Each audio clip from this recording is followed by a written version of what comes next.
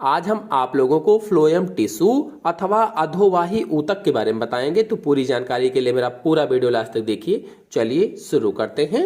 Phloem का प्रमुख कार्य पौधे के हरे भागों में निर्मित भोज्य पदार्थों को दूसरे भागों तक पहुंचाना होता है। यानी पौधे के जो हरे भागों में भोजन बनता है, जो भोज्य पदार्थ बनता है, उसको अन्य सभी भागों में पहुंचाना है। मतलब फ्लोएम का मेन कार्य पत्तियों में बना भोज्य पदार्थ जो होता है, उस भोज्य पदार्थ को पेड़ पौधों के अन्य सभी भागों तक ले जाना होता है, अन्य सभी भागों तक पहुंचाना होता है। जैसे ये एक पेड़ लगा हुआ है, तो इस पे सूर्य की किरणें पड़ी। अब सूर्य की किरणें पड़ रही हैं, मतलब प्रकाश पड़ा, तो प्रकाश संश्लेषण क्रिया हुई।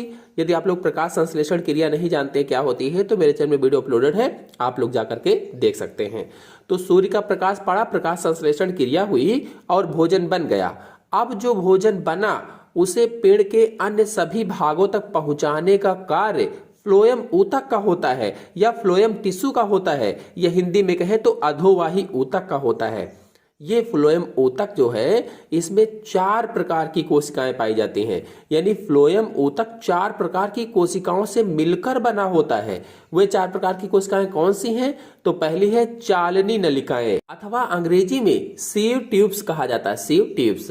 और दूसरी है सखी कोशिकाएं, अंग्रेजी में कैंपेनियन सेल्स कहा जाता है, सखी कोशिकाओं को या सहचर कोशिकाओं को। और फिर तीसरी है फ्लोएम मृदूतक अथवा फ्लोएम पैरेन्काइमा कहा जाता है। और चौथी है फ्लोएम तंतु अथवा फ्लोएम फाइबर्स या बास्ट फाइबर्स भी कहा जाता है, बास्ट फाइबर्स। बास्ट फाइबर से याद आया कि इस ऊतक को यानी फ्लोएम ऊतक को बास्ट ऊतक के नाम से भी जाना जाता है या बास्ट ऊतक भी कहा जाता है। चलिए इन सभी कोशिकाओं को चित्र सहित इनके कार्य और संरचना को समझ लेते हैं। तो पहले है चालनी नलिकाएं या सीव ट्यूब्स। जैसा कि आप लोग चित्र में देख रहे हैं, ये नलिका सदृश लंबी व सजीव कोशिकाएं होती हैं। लंबी और सजीव मतलब चालनी कोशिकाएं नलिका जैसी लंबी लंबी होती हैं और सजीव कोशिकाएं होती हैं। ये लंबाई में एक दूसरे के ऊपर स्थित होती हैं, लंबाई में एक के ऊपर एक स्थित होती हैं।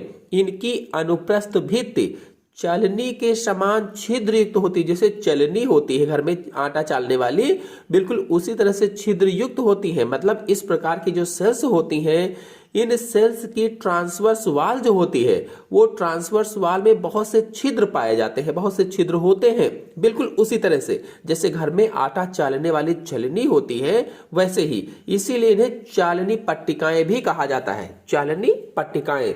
इन छिद्रों के द्वारा खाद्य पदार्थों का एक कोशिका से दूसरी कोशिका में संवहन होता है। मतलब इन्हीं छिद्रों में से होकर घुलित भोजन एक स्थान से दूसरे स्थान पर पहुंचता है, ये भी हम कह सकते हैं। इसलिए कहा गया कि खाद्य पदार्थों का एक कोशिका से दूसरी कोशिका में संवहन होता है। संवहन माने एक कोशिका से दूसरी कोशिका में जाता है। तो मैंने क्या बताया कि ये आप समझ लीजिए कि इन्हीं छिद्रों में से होकर के घुलित जो भोजन होता है, घुला हुआ, वो एक स्थान से दूसरे स्थान पर पहुंचता है। प्रत्येक चालनी नलिका की भित्ति सेल्यूलोज की बनी होती है। ये जो चालनी नलिका है या चालनी कोशिकाएं हैं, इनकी जो सेल वाल होती है वो सेल्यूलोज की बनी होती है।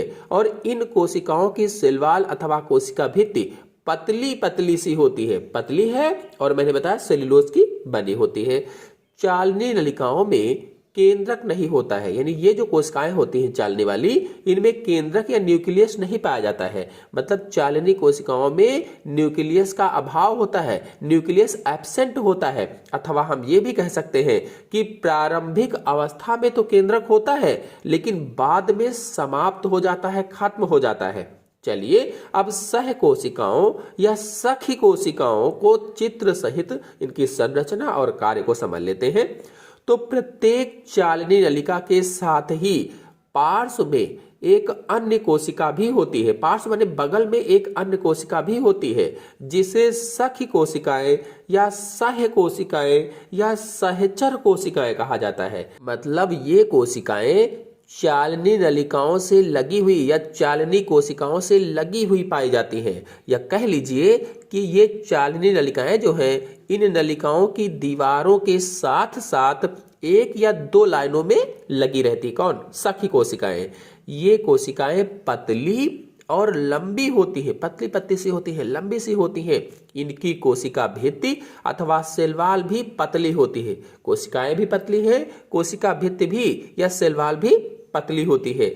इनमें जीवद्रव्य गाढ़ा होता है, सघन होता है कह लीजिए, और प्रत्येक कोशिका में बड़ा सा केंद्रक भी पाया जाता है। उसमें केंद्रक नहीं पाया जाता था चालनी नलिकाओं में, लेकिन इसमें केंद्रक भी पाया जाता है, वो भी बड़ा सा केंद्रक पाया जाता है। सह कोशिकाएं चालनी नलिकाओं द्वारा कार्बनिक भोजन के संवहन में सहायता करती हैं।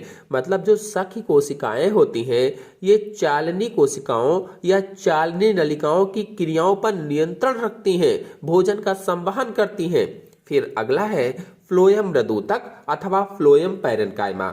जैसा कि आप लोग चित्र में देख रहे हो, ये कोशिकाएं लंबी, चौड़ी अथवा कुछ गोल होती हैं। जो फ्लोएम मृदूतक है अथवा फ्लोएम पैरेन्काइमा है, ये कोशिकाएं थोड़ा सा लंबी होती हैं, कुछ चौड़ी भी होती हैं, गोल भी होती हैं।